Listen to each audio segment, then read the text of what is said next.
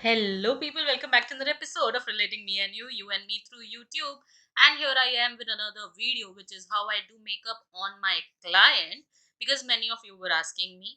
So here I am, and this is the look that we are going to create. She was one of my clients, and I asked her permission to shoot this look for you guys, and she was all good for it.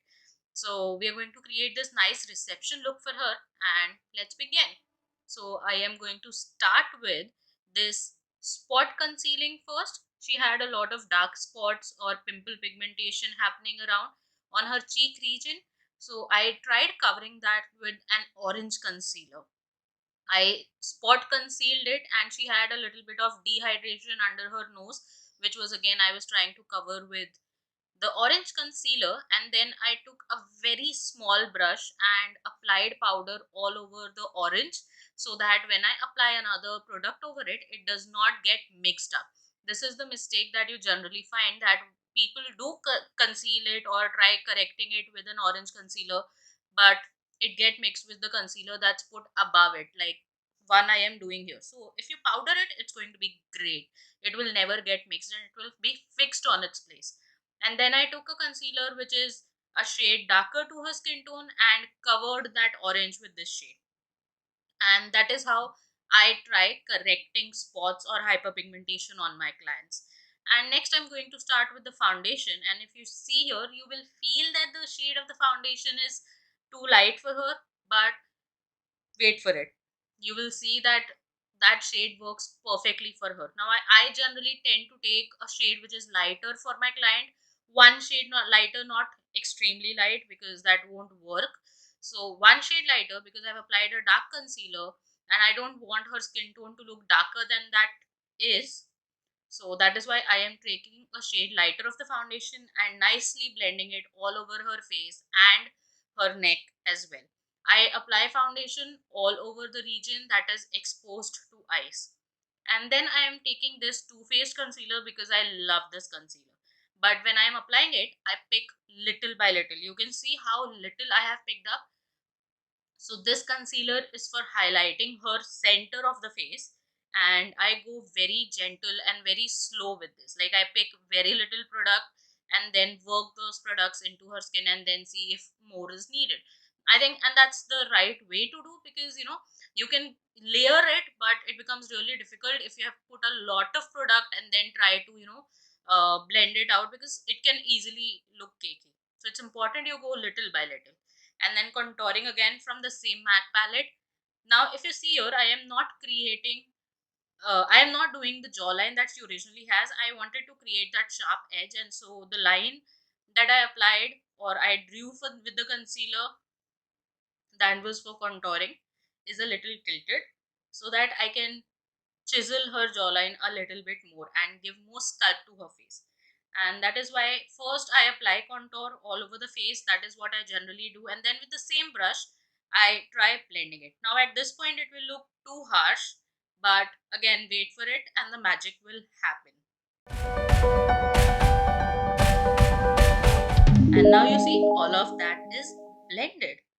And then again I'm going to take powder and I'm going to apply powder only on the regions that is required, like her under eyes that creases, and then her center or the T region of her face is a little oily, so that is where I powdered.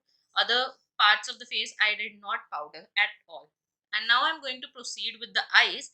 I am first priming her eyelid with the P. Louise base. I really prime it well both sides because I work on the both the eyes simultaneously.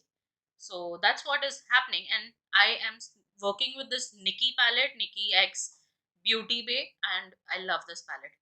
Now you can take any brown shade that you like, and I'm just going to start working from the outer corner of her eyes, the outer V.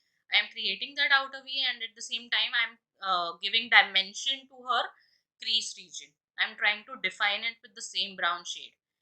And this is how I do. I always go little by little with all those products. And taking this blue color, oh my god, this was such a beautiful blue. I mean, it was popping so well. It was not chalky, because otherwise when I use blue, they are not, sometimes they are chalky. But this one, so creamy, so nice, and there was hardly any fallout.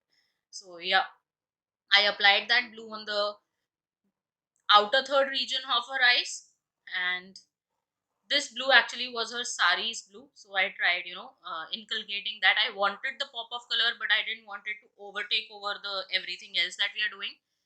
Now, taking that peach shade from the same palette, I am going to blend out the blue and the brown that we have done. This peach shade is going to melt into her skin and look like her skin. So there is going to be no harsh edges, and everything is going to look very nice and blended. And then I keep going back and forth with the eyeshadows and keep blending it, keep coming back, and do that process until I am satisfied with the pigmentation of each and every color, and at the same time everything looks blended. And what I make sure is that I take a clean blending brush to nicely blend all the edges out.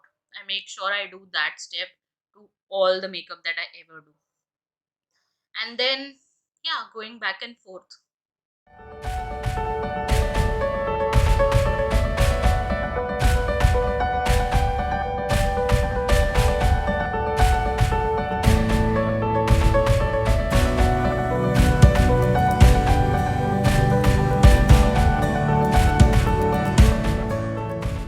Now in the lower lash line, I'm going to go blue again, and that blue is blended with that peach and brown shade.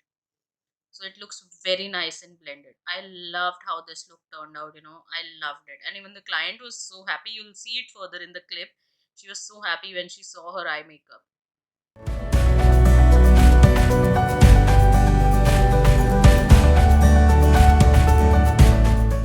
Now when you're smoking the low lash line, make sure it doesn't look like dark circles, because it is very easy, and that happens a lot. I've seen a lot of makeup artists, and that happens a lot to them. And now I'm taking this golden nice foiled shade, and it was so beautiful in the inner corner of her eyes. They were popping out, and it was looking very, very pretty. You see, I love this palette. I'm obsessed. You can clearly tell it by now. So I applied it on the inner corners and also applied it on the brow bone. You can make out from here.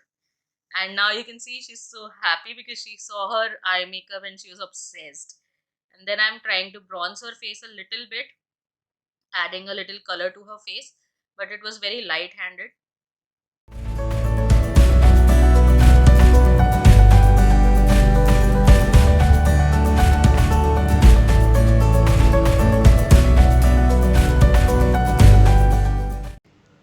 And then I am going with this Milani baked blush because she had mentioned that she don't want to go crazy with highlighting.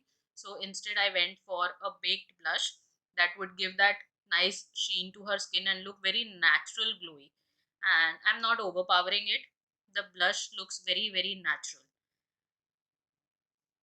And then I'm going with this Maybelline Master Chrome Molten Gold, and I went for this highlighter because this melts into your skin and it looks like your skin. It doesn't look like an highlighter. It really looks like your skin is having that healthy glow. So I went for this one.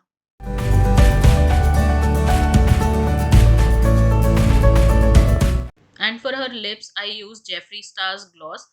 All the details of the makeup will be down below. And this is how the final look turned out. More videos and her final look is also present on my Instagram. In case you're interested, please go and check it out. So yeah guys, that's all for this video. If you like it, give it a big fat thumbs up. And if there is anything you want me to make videos on, please drop it in the comment section below. I'll be more than happy to do it. Until then, take care. Ta-da!